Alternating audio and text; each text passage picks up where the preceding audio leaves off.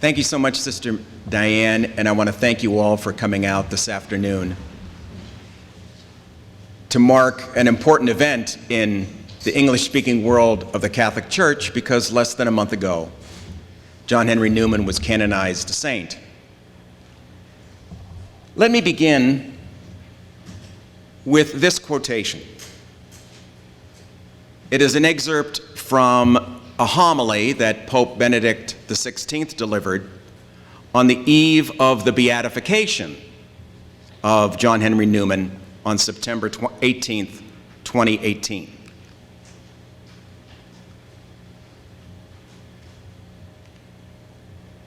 John Henry Newman saw clearly that we do not so much accept the truth in a purely intellectual act as we embrace it in a spiritual dynamic that penetrates to the core of our very being. Truth is passed on not merely by formal teaching, important as that is, but also by the witness of lives, lived in integrity, fidelity, and holiness. Those who live in and by the truth instinctively recognize what is false, and precisely as false, inimical to the beauty and goodness which accompany the splendor of truth.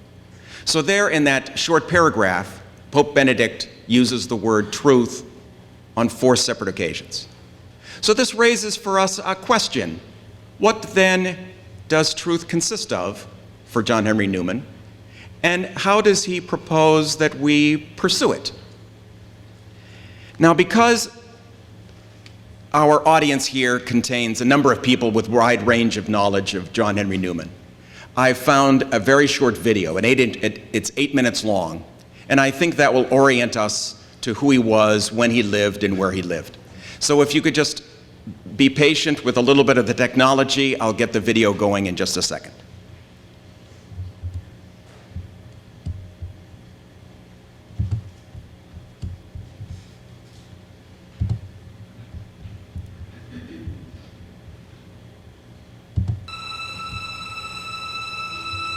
John Henry Newman was born in February 1801, at the end of the Enlightenment period and at the beginning of the Romantic period, and grew up in a pious Anglican household.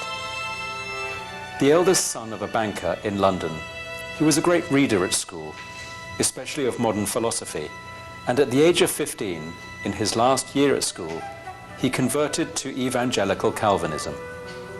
He described the religion that he grew up in as a religion of reading the Bible and praying. In his teens, in 1816, his family have a crisis. His father is a banker, and the bank has a serious financial downturn following the end of the wars against France and an agricultural depression. And Newman gets very ill in the summer of 1816, and he has what he later calls his first conversion. That is, he comes to believe, as he puts it, in two and two only luminously self-evident beings, myself and God. And he also says that at that moment he received into his intellect impressions of dogma, which by the grace of God, thankfully, have never been effaced. Newman's intellect destines him for Trinity College at the University of Oxford, where he studies the classics, but he suffers from burnout due to overwork and so performs badly in his exams. Despite this, he is elected a Fellow of Oriel College and begins teaching there. But at the same time, he is a man like most fellows of Oxford colleges at the time, who becomes a clergyman in the Church of England. He's ordained in the Church of England as an Anglican presbyter in 1825 and becomes vicar of the University Church, the Church of St. Mary the Virgin, which belonged to Oriel College. And with the office of vicar of St. Mary the Virgin comes responsibility for this place, for Littlemore. In 1839, Newman comes to live at Littlemore, buying and converting a run-down property which he turns into a retreat house, working out his future in prayer and study.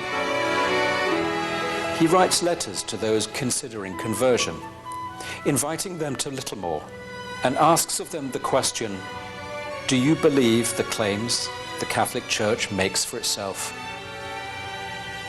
He is also asking of himself, Is Romanism the same as Christ's church? He builds a church and school in Littlemore, following a calling to serve the community, which repeats itself later in his life. He says, teaching has always been my line, education rather has been my line. He saw himself fundamentally as an educator, not as a theologian or as a philosopher. But when you think about the class, if you look at his works, his written works, look at it's a magnificent achievement. He wrote the classic text on university education, the idea of university. His Anglican parochial and plain sermons are one of the great classics of spirituality. His essay on the development of Christian doctrine is one of the great theological classics. His Grammar of Assent is one of the great classics of philosophy of religion. And he was also a very great Victorian prose writer. He starts to follow the Oxford movement. Newman wrote a doctrinal publication, or tract, to reconcile the 39 Articles of Religion of the Church of England with the Catholic theology of the Council of Trent. Well, the Oxford movement really got going as a result of one of the great providential events in history when Newman was sacked as a tutor at Oriel. The two key things that got the Oxford movement going on a popular level were the tracts, and secondly, Newman's sermons in the university church, which were hugely influential. And so he began, having been sacked, he had time to systematically read the Fathers.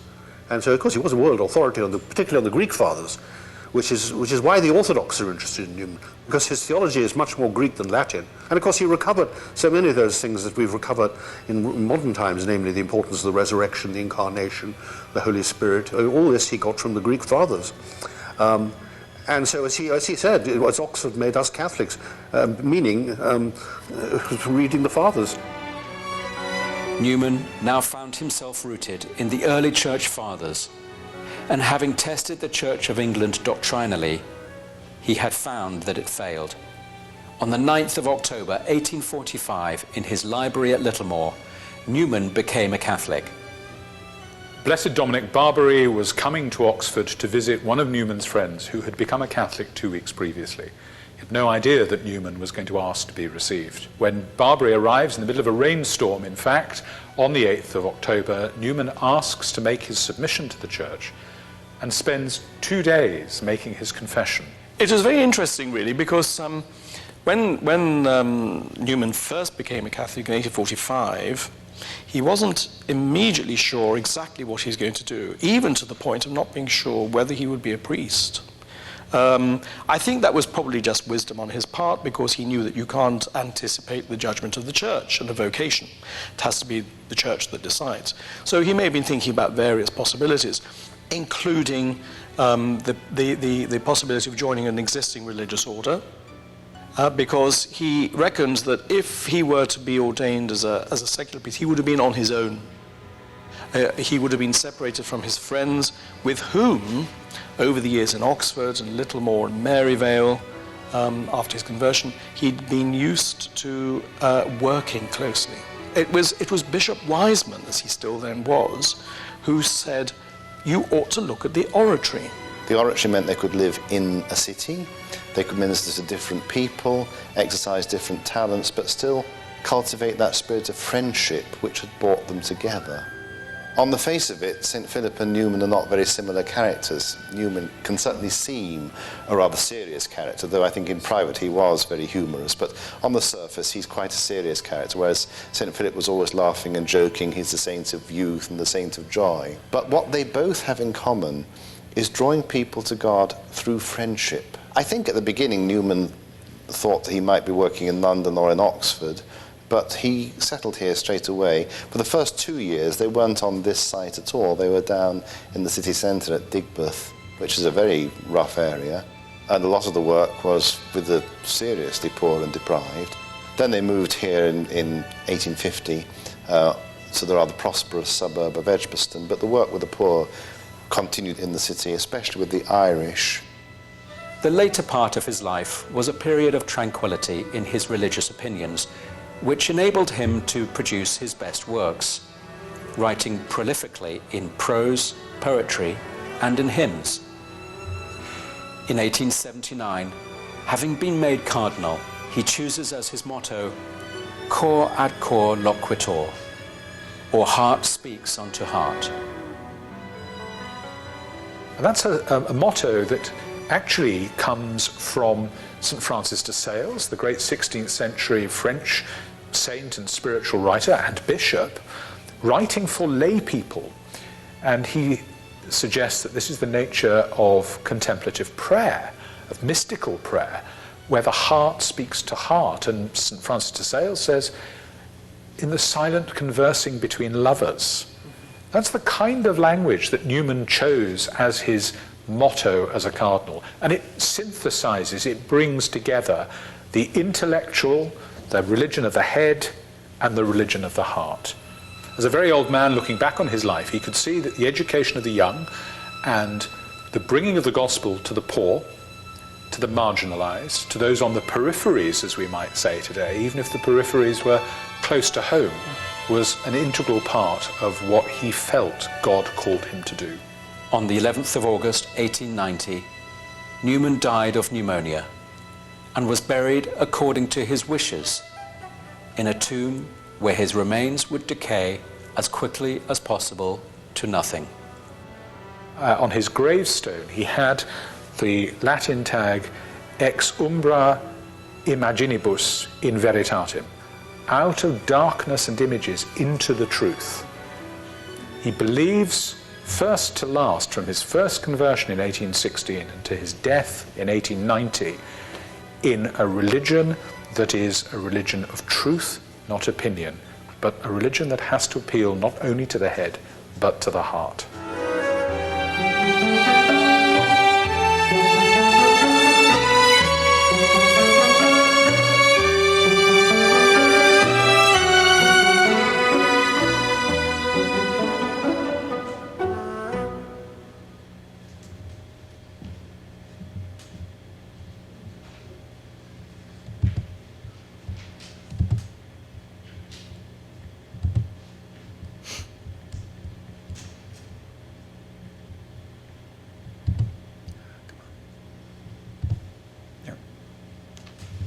So with that as a foundation, let me speak for a bit about a few key aspects of St. Newman's search for truth by focusing on 3 different works. As you heard, especially from Father Ian Kerr, the authoritative biographer of Cardinal Newman, Newman was not only prolific, but he wrote some of the greatest works of the different genres ever produced in the English language. Works of spirituality and sermons, such as the parochial and plain sermons, a work on the history of Christianity, a spiritual autobiography, the Apologia Pro Vita Sua, a work on sort of Christian version of the philosophical theory of knowledge, and so forth. So you can imagine the difficulty I had in choosing what from this enormously productive life that spanned almost the entire of the 19th century, what it is that I focus on.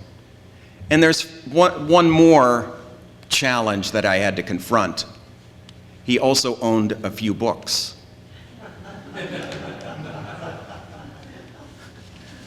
So take that as a challenge, Dr. Riley.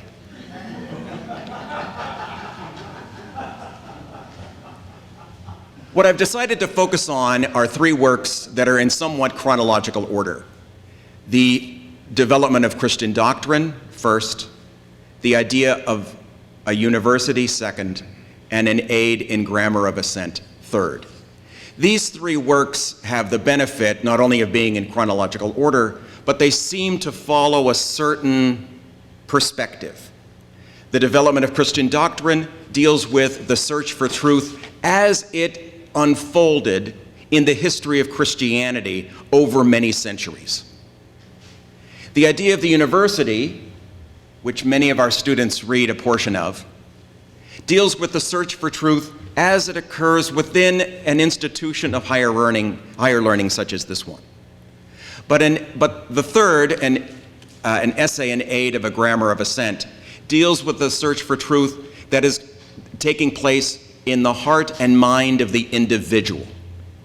And so a focus of these three works sort of narrows down from history over centuries to finally the work of an individual.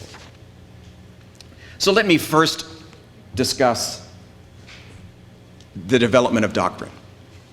The video that you watched put it into somewhat of historical context. Newman's adult life took place within one of the great monuments of the Anglican Church, Oxford University. He earned his bachelor's degree there at Trinity, and Oriel College named him a fellow.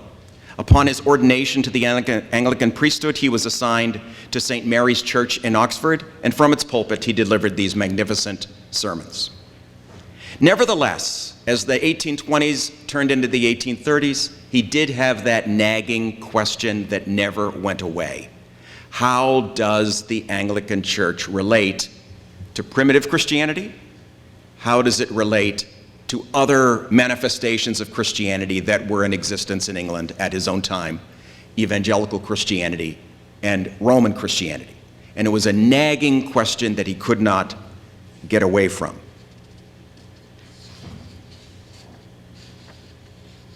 He knew that evangelical Christianity was not an issue because, in a variety of ways, evangelical Christianity had broken with primitive Christianity in regard to ordained ministry and in regard to the sacraments. But what about Roman Christianity?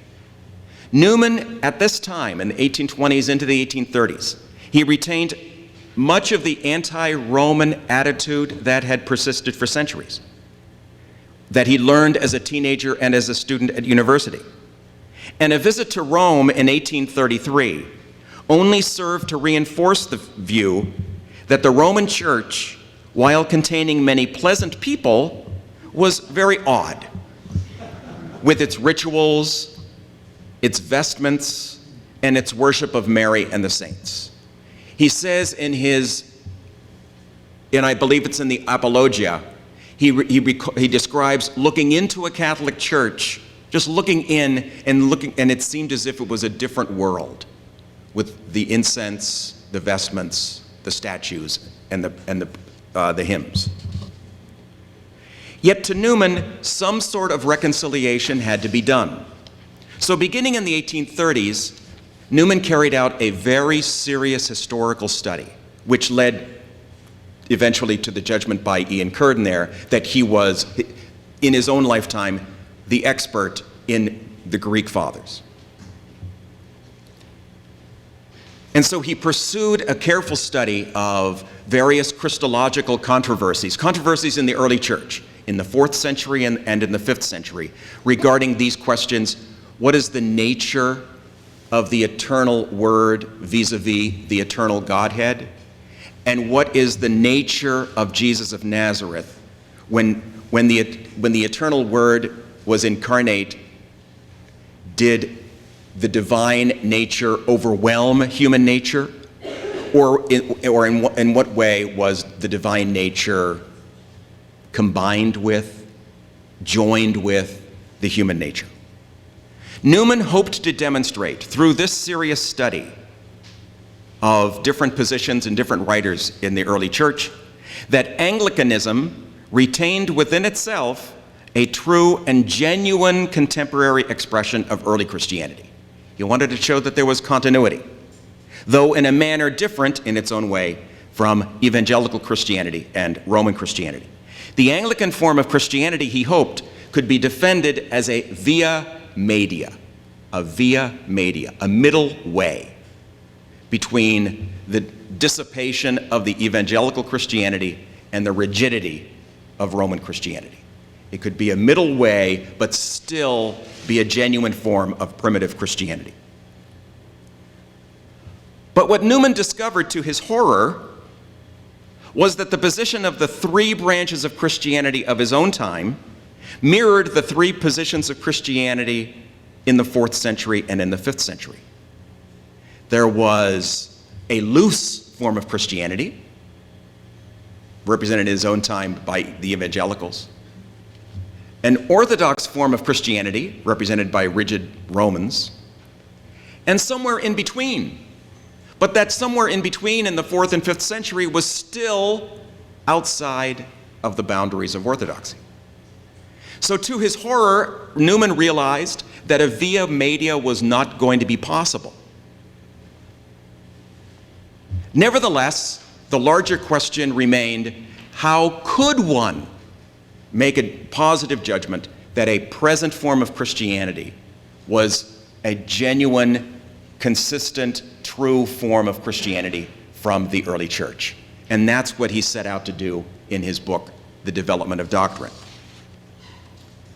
After a truly exhaustive study of the history of the teachings of Christianity over many centuries, Newman isolates what he calls 7 notes. 7 notes, characteristics of faithful and true development of doctrine, such that the contemporary teaching represents the unfolding of a truth that was held in primitive Christianity. Here are the 7 notes. I'll just have you read them and I'll focus on one of them.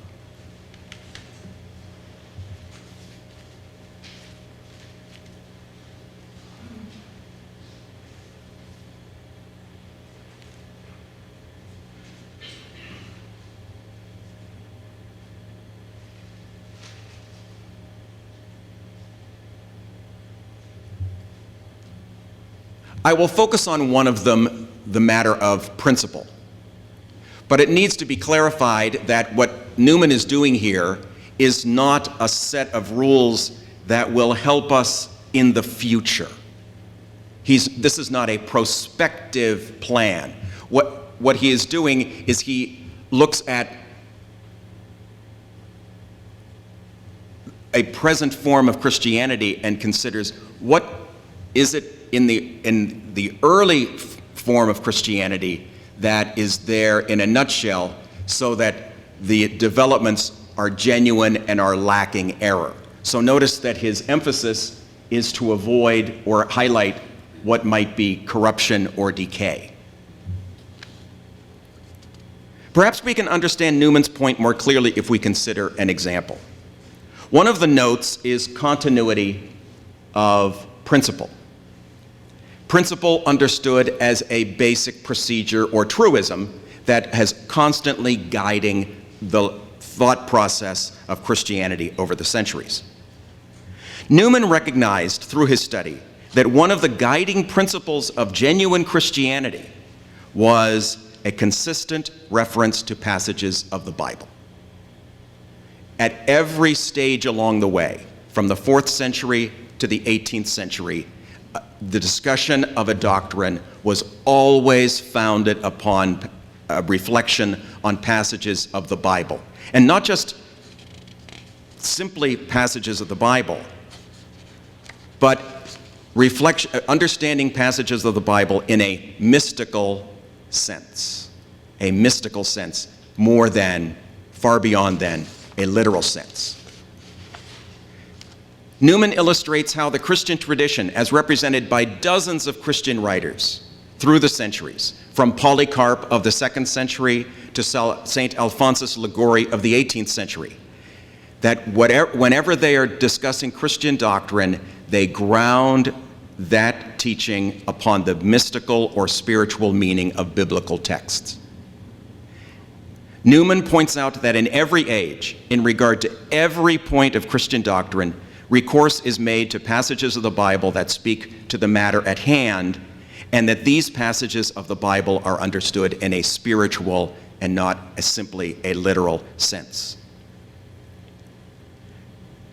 Now, I know I've only addressed one example, but I do think here we may be in a position to understand one of the comments by St. Newman that is quoted most frequently.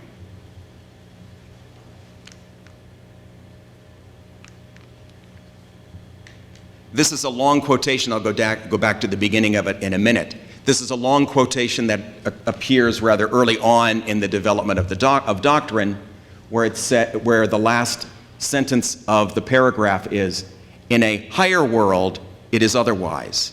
But here below, to live is to change, and to be perfect is to have changed often." I'll go back to the beginning of the quotation.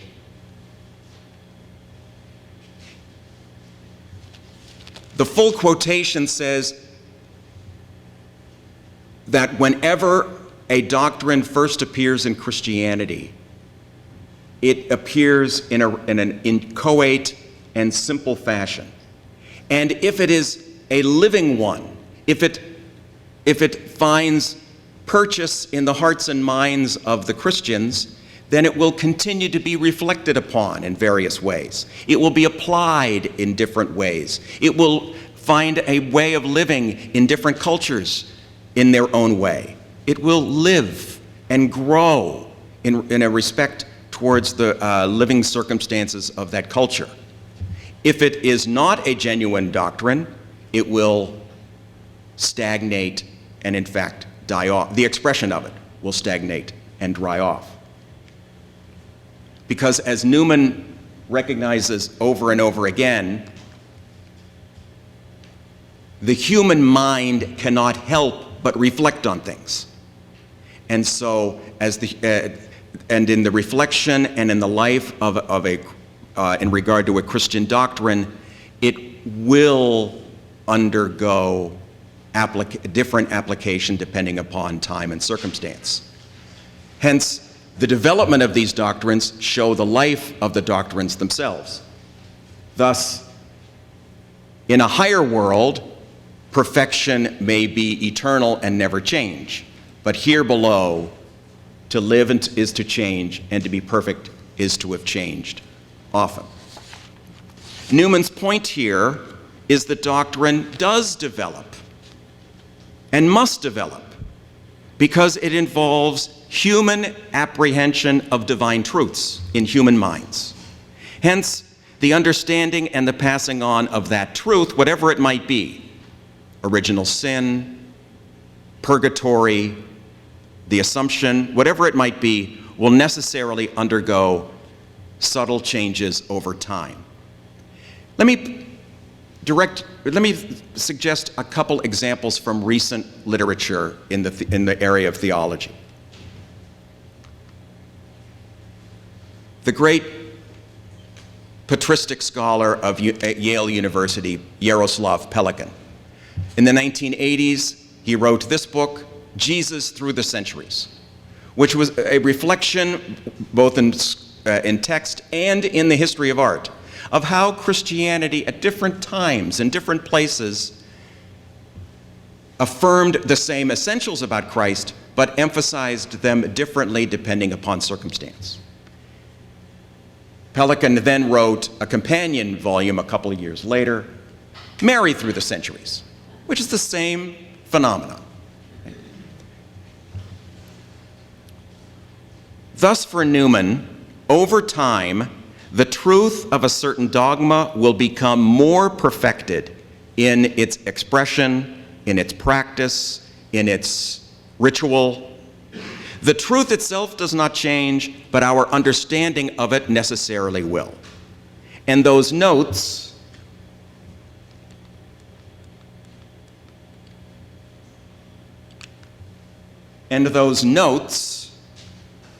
are the controls, so to speak, scientific controls by which the teaching, as it undergoes change, is a genuine reflection of primitive Christianity. Thus, Newman's search for truth in the history of Christian doctrine led him to recognize that there's genuinely are these different notes that pervade through the centuries. Not that they guarantee true development going forward, let's say from now until the 23rd century, but that they offer us confidence that doctrinal formulations as they are now are not a betrayal of primitive Christianity. My second point comes from, or my second text that where I find Newman's reflection on truth comes from his great work, The Idea of a University. As that video pointed out, after his entry into the Catholic Church in 1845, Newman was uncertain of the work he was going to do. Even he was uncertain whether he would ever be a priest. Yet, in short order, his professional life eventually settled down. He went to Rome to study Catholic theology at the Propaganda Fide. He was ordained a Catholic priest and was awarded the degree of Doctor of Divinity by Pope Pius IX in 1846. He founded and then moved into the Oratory of St. Philip Neri in Birmingham in 1848.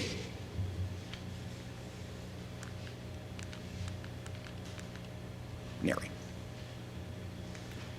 Then in April of 1851, he was invited by the head of the Catholic Church in Ireland to suggest ideas for establishing a Catholic university,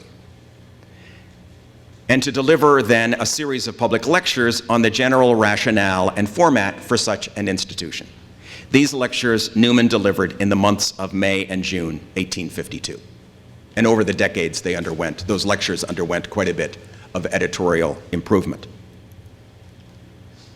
To appreciate Newman's argument regarding university curriculum, just a little bit of historical background. At that time in England, university education took place strictly within the Anglican tradition. In fact, Catholics were not permitted admission to Oxford. Hence, the Catholic leadership of Ireland wanted to establish a university in Ireland. And from the Catholic side, Catholic youths in England were dissuaded from higher education because they might contract heresy. So Newman, in his reflection on higher education, had to confront these questions. Why should any university develop a curriculum of higher studies that includes theology, given that certain rationalistic and scientific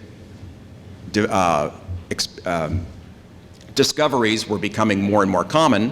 Why should any university include theology at all? And how then is truth, the desire for truth, served by insisting on the presence of theology alongside those other disciplines?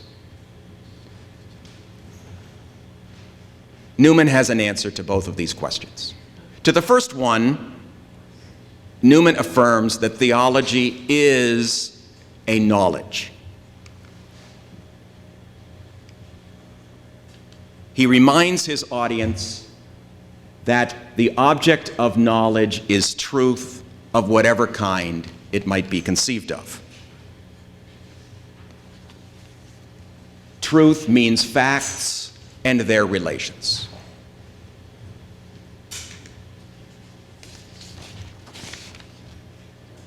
Newman then, early in his speeches, proceeds to consider the methods of various disciplines, whether it's anthropology, mathematics, chemistry, etc.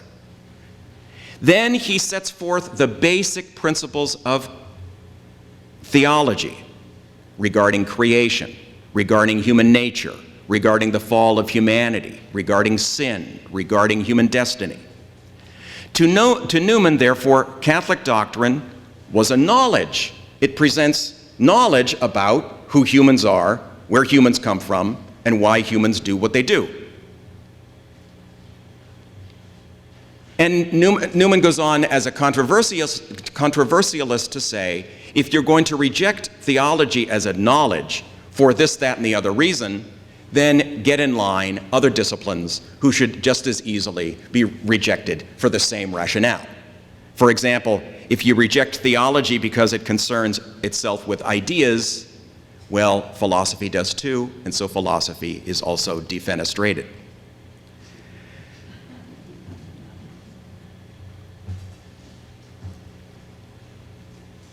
So a full university education must include an education into this knowledge, if a full university education into truth is what is desired.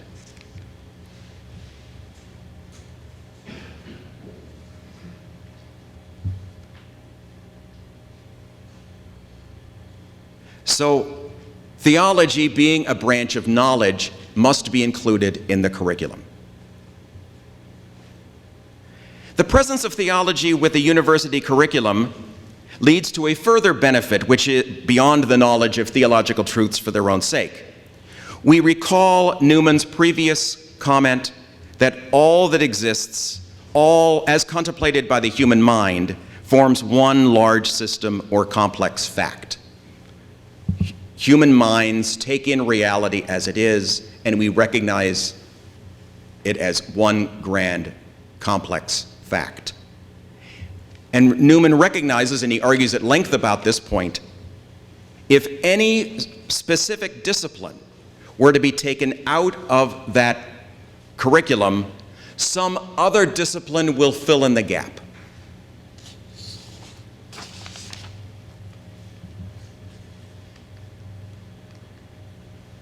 If you drop any science out of the circle of knowledge, you cannot keep its place vacant. That science is forgotten.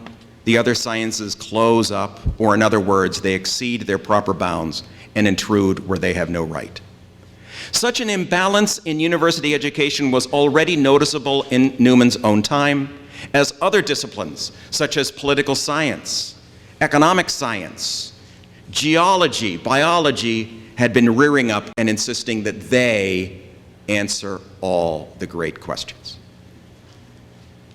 Newman was very alarmed by this and saw that an education in one discipline would have this negative effect. It would develop a man of one idea, a man of one science,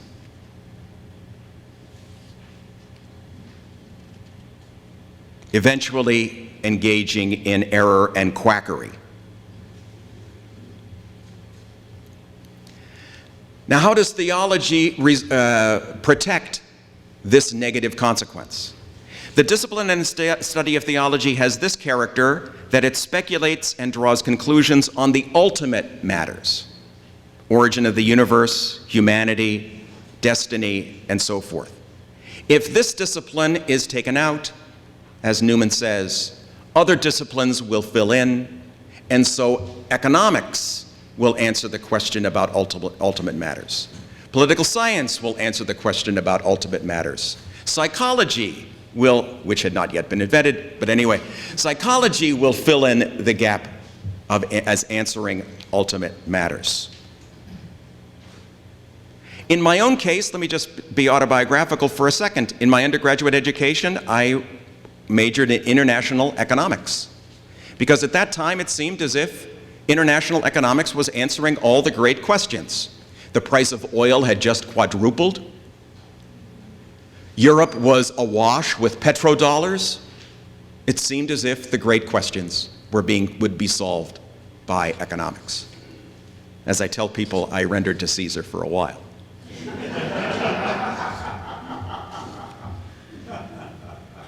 Newman concludes his lecture on this question, on the necessity of theology as the cornerstone for education, with these remarks. The human mind cannot keep from speculating and systematizing. That's what we do.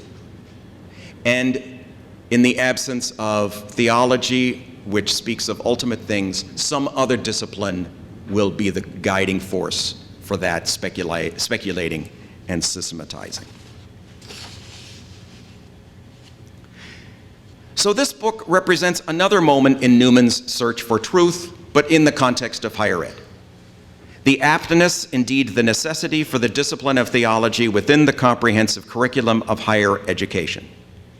If anyone were to search for truth, the study of theology, according to Newman, must form part of that task, if not the central task. And indeed, just a few days ago, in Rome, Pope Francis spoke on this very thing. In an address to the International Federation of Catholic Universities this past Monday morning, Pope Francis, in his remarks, concluded with the following quotation from John Henry Newman. "The Church fears no knowledge, but she purifies all. She represses no element of our nature, but cultivates the whole."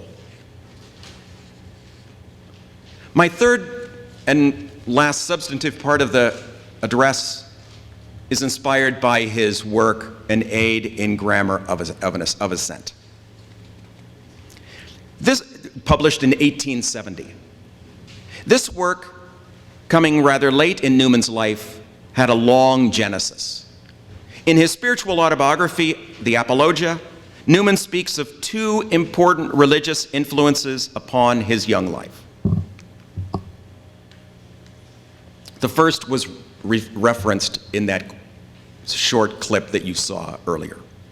The first came to him at age 15 from the sermons of a Reverend Walter Mayers of Pembroke College, Oxford, who introduced him in a powerful way to the realities of God the Creator and Judge of humanity. Remember this, God the Creator and Judge of humanity, and of mankind, therefore, under the specter of sin and under the judgment of a divine judge. In consequence, Newman became what we would call today a basic Bible-believing Christian.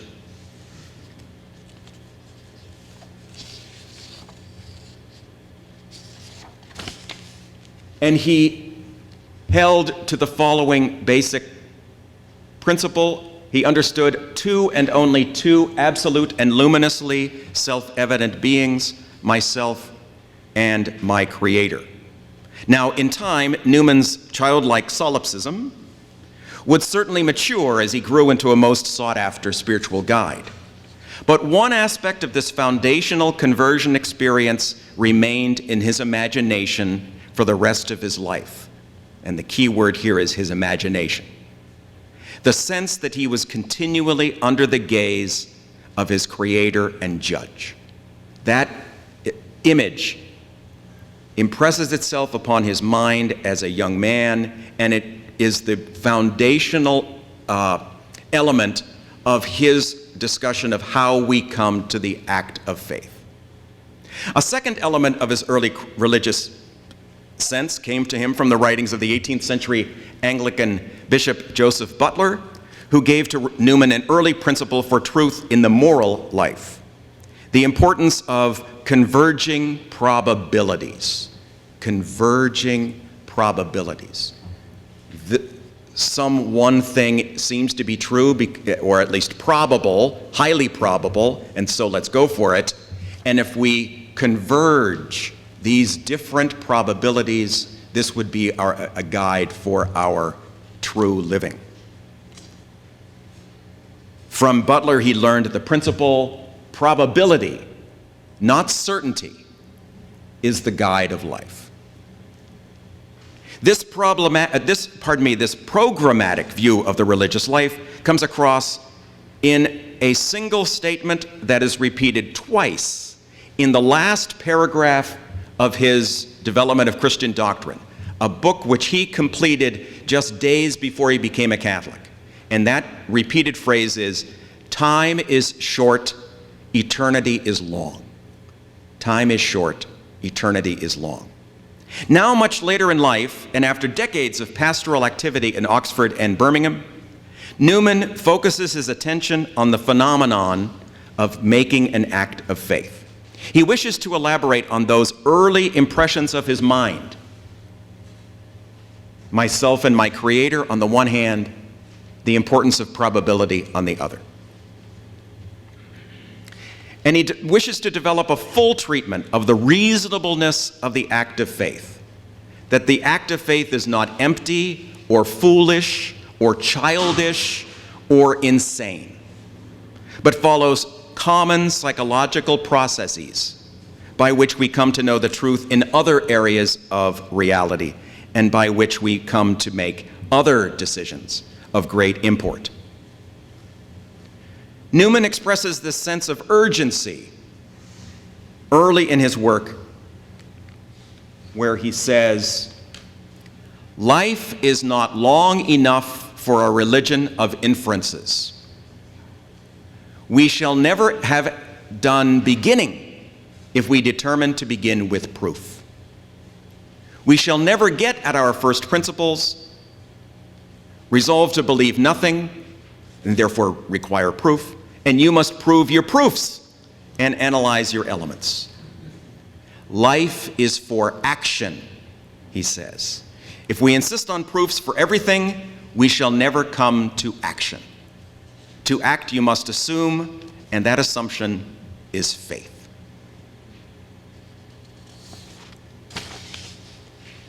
Now, I have to prepare you, if you wish to pick it up. This book is rather dense and tough going, especially the beginning. But as it moves on, he becomes clearer and clearer. So let me just highlight a few key distinctions that will help you understand what he is getting at when he is analyzing the act of faith. First, the distinction between certainty and certitude. The process of formal and scientific logic arrives at certainty. But as Newman explains, even that process that arrives at certainty has its weaknesses, because by positing a truth, such as all people are mortal, we engage in generality and cannot even fix that idea in our minds and in our imaginations. But as the above quotation points out, we humans, even to the extent that we are guided by reason, we do not lead our lives solely as a result of logical inference. Human life calls for action. So what we wish to attain is not certainty, because in that respect we would never stop asking questions and asking for proof. What we need is certitude, which is the convergence of different probabilities by which we then conclude that this set of realities can engage us entirely.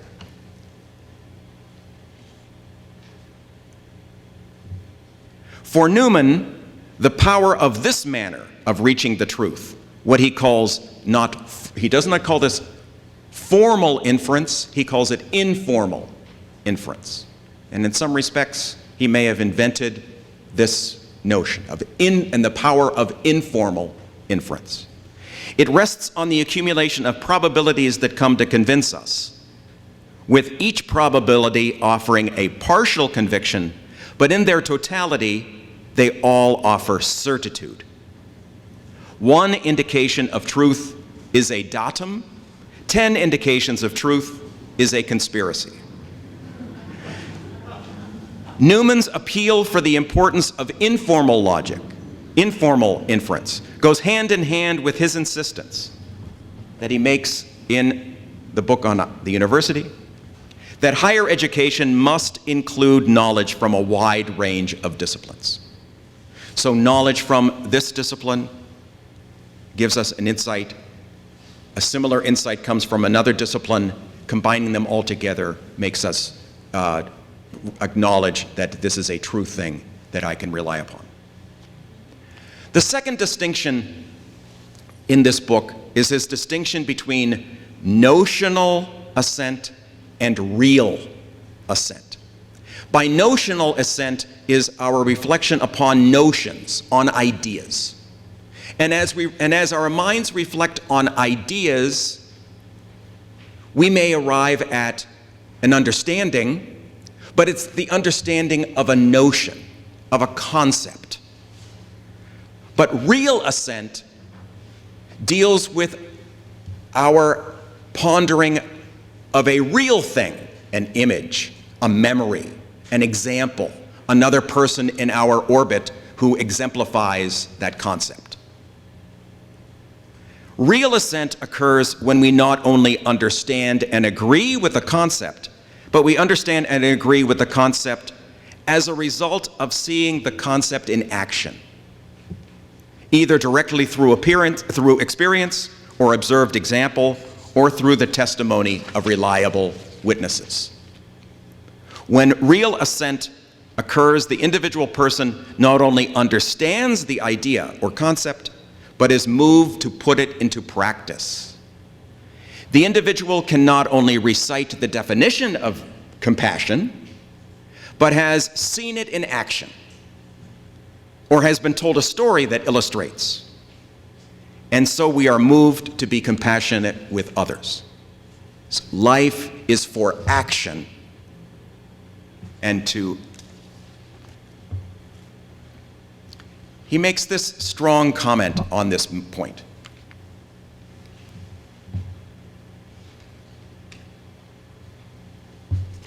things are more impressive and effective than notions. Experiences and their images strike and occupy the mind as abstractions and their combinations do not. In another essay that he published right around the same time as The Grammar, he says the following: "The heart is commonly reached not through the reason, but through the imagination, by means of direct impressions, by the testimony of facts and events, by history, and so forth. Many a man will live and die upon a dogma. No man will be a martyr for a conclusion." Third, the concept of conscience. Newman's book is focused on the individual and how the individual comes to an act of faith, an act when the individual, on the basis of his or her own reality, comes to see that some Christian doctrine is true. And this is where Newman's adolescent sense of being under the gaze of God the judge comes into play.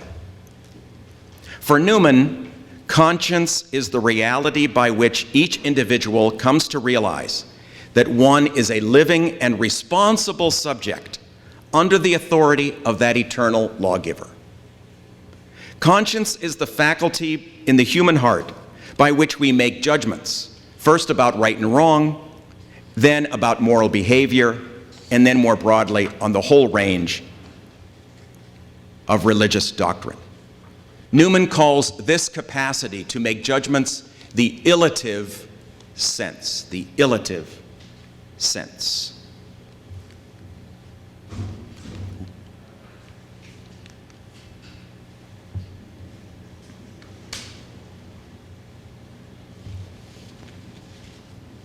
Conscience, then, is the connective principle between the Creator and his conscience. Here, in the context of Newman's understanding of conscience, is an appropriate time to confront another of his famous sayings. This one made in 1875, just a few years after the decree of the papal infallibility. In consequence to that decree, the then Prime Minister of England, Gladstone, complained that the doctrine of papal infallibility now means that his Catholic subjects can no longer be reliable. So at the close of one of his essays called A Letter Addressed to the Duke of Norfolk on occasion of Mr. Gladstone's recent expostulation, Newman says the following, which my guess is you have read of this. "Certainly, if I am obliged to bring religion into after-dinner toasts, which indeed does not seem quite the thing, I shall drink to the Pope, if you please, still to conscience first, and to the Pope afterwards." In light of Newman's understanding of conscience as the primary experience of the believer vis-a-vis God, and in another place he refers to conscience as the aboriginal vicar of Christ, one can see now that Newman is here not denigrating the Pope, but he is putting them in proper order at the human level. Newman, like all of us, would place our duty towards the moral strictures of God first of all, regardless of what a council might say about the Pope, or what you might say about the Pope when you raise a toast. Thus, Newman in no wise is endorsing the modern view of conscience as a regulation-free zone of human autonomy. So to sum up, in his Grammar of Assent, Newman proposes a rather pragmatic program for the apprehension of the truth and our actions attendant to the truth. Our minds receive and accept facts. Our minds reach conclusions about the world as it is. But our minds then read and hear stories, observe models of behavior, and we reflect upon our own actions of the past. All of these real-life experiences, unique to each one of us, are subject to judgment by our innate conscience. And that conscience is the very voice of the living and true God, the judge of the quick and the dead, who teaches us, guides us, inspires us to truth and truthful action. Religious assent, then, has this advantage over formal logic. It leads us not only to nod at the truth, but to live at the truth. Now, as of October 13th, St. John Henry Newman is now a saint. But what does that mean? Let me, in the words of Chesterton, the saint is a medicine because he is an antidote. He is not what the people want, but rather what the people need. What does Newman offer us at this time of our need? Let me offer these two concluding remarks. Number one,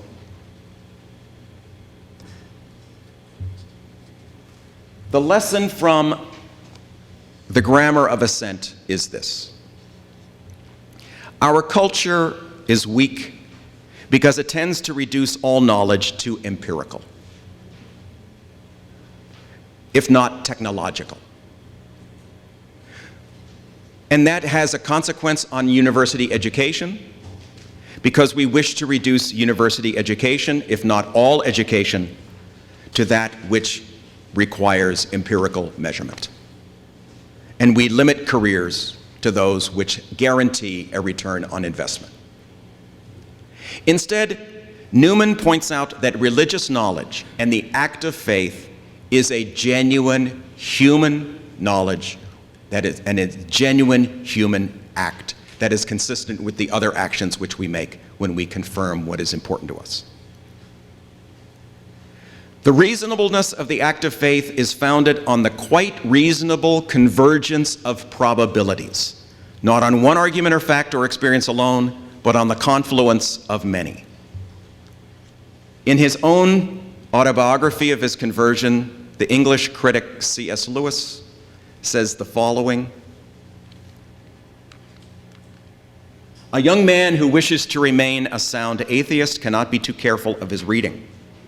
There are traps everywhere. Bibles laid open, millions of surprises, as Herbert says, fine nets and stratagems. God is, if I may say it, very unscrupulous."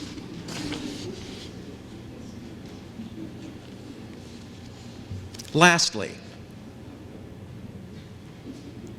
Newman was not afraid to be a controversialist. He relished controversy. So here let me close these remarks with perhaps his most controversial statement. On May 12, 1879, Newman delivered what has been called the Biglietto speech, named the Biglietto speech after the letter, the Biglietto, that he received from the Pope that proclaimed him as a cardinal.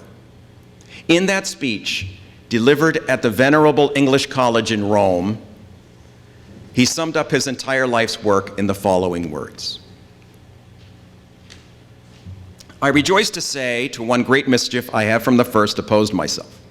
For 30, 40, 50 years I have resisted to the best of my powers the spirit of liberalism in religion.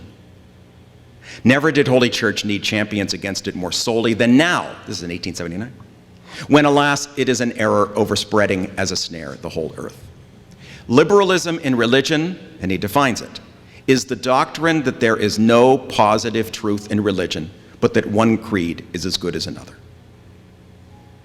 Newman is here decrying the denial that Christianity is, in fact and in history, a revealed religion, that its doctrines have a divine origin, and that other religions suffer in various degrees from their distance from this revealed religion. Such a denial is a temptation in every age when we wish for fully understandable reasons to avoid conflict with our neighbors and we wish to promote the common good of the human family. Newman was alarmed that this denial of revealed religion risked overspreading the entire world at the close of the 19th century. This denial has done nothing but become more widespread in the Western world since then. The source of this denial, even within some circles of the Catholic Church, is a careless misunderstanding or a disregard for what is known as theology of revelation. This is a technical term in the study of theology of revelation. This topic in the formal study of Catholic theology was prominent in the 1950s to the 1980s, examined by such Catholic theologians as René Latourelle, Avery Dulles, Henri de Lubac, Karl Rahner, Joseph Ratzinger, and others. Theology of revelation concerns these questions. In what manner has God revealed himself? In what way has this self-revelation, how is it different and similar to truths or laws or facts? How has this revelation occurred in history, in nature, and especially in the person of Jesus of Nazareth? The Catholic theology of revelation is crystallized in the opening words from the New Testament letter to the Hebrews. In times past, God spoke to us in various ways. But in these last days, he spoke to us through a Son, through whom he made heir of all things and through whom he created the universe. This view of salvation history is more fully laid out in the opening chapters of the Vatican II document on divine revelation. Thus, the Catholic Church affirms that God does reveal himself, that God has revealed himself in many manifestations over the millennia, and in a manner that is increasingly clear and full. Thus, the Catholic Church holds that while revelation has occurred in many occasions, God's full revelation occurs in Jesus of Nazareth, his ministry, words, and deeds, and especially his salvific death and resurrection. At the same time, of course, it cannot be denied that God can and does reveal himself in non-Christian religions, non-Christian cultures, or in partial Christian cultures. This does happen. And some of those cultures were on display in Rome during the most recent Amazon Synod. What seemed to have been missing at much of the Amazon Synod was the conviction held by the Catholic tradition since the beginning of the Church that local cultures, their rituals, statues, ministries, their art, must be absorbed into the Church, that they must be, as it were, baptized into the faith.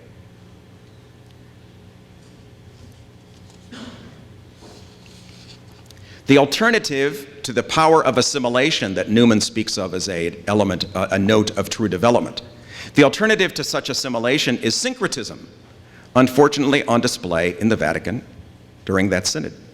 Syncretism is the practice by which religious expressions of a local culture reside side by side with Catholic tradition, giving the impression that one is as valid as the other for the expression of God's self-revelation. I was afraid to speak of that, but I had to. But Newman reminds us, especially in development of Christian doctrine, that Christian doctrine is founded upon realities, not concepts, realities. And the first and basic reality is that God reveals himself to us in the Church and in the sacraments. We owe it to Newman in years to come, happy years from now, I hope, if, especially in the English-speaking world, as a result of reading not only his intellectual works, but especially his sermons, devotions, and poetry, that there is a revival of our devotion to revealed Christianity. The living experience of touching revealed Christianity, even in an initial sense, comes across in Newman's great poem that he wrote when he was an Anglican, The Pillar of the Cloud, that has these opening words.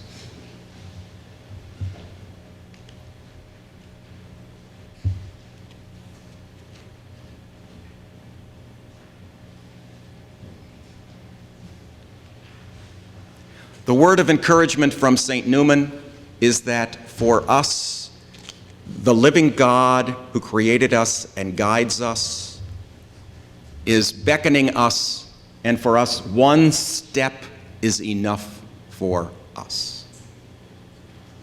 Let me close with a choral performance of this song that took place in September of 2010, at the time when Pope Benedict was in England to mark the beatification of Saint Newman.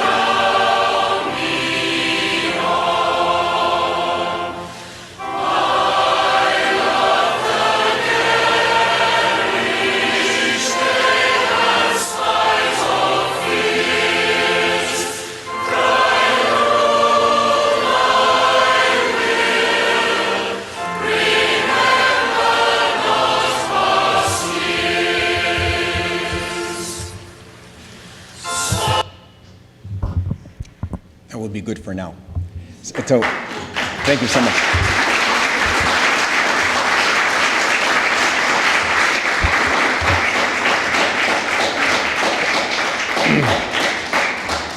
Thank you, everyone. If anyone has any comment or question, I'd be happy to entertain.